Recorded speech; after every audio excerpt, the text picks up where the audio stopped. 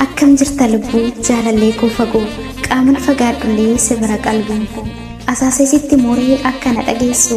qilleensi jaalalaa si biraan haa geessu sirraa addan ba'u gaafa dhabuuf argachuu si baanaan nagmaadha gaafa gaddaaf gammachuu hedduun si jaaladha akka lubbuu kootti onneen koo yoomii bu'us maaf iddoo laatti ofii nanaasaa halkanis gadi ciisee waa'ee keetan yaada nyaataaf dhugaatii dhiisee fageenyi hammaatee yaadni keessa na dararee Untuk addan baasuu dua ta'e malee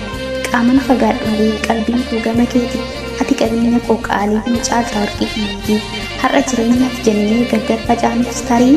boru kan walii taanee akka jiraannu barii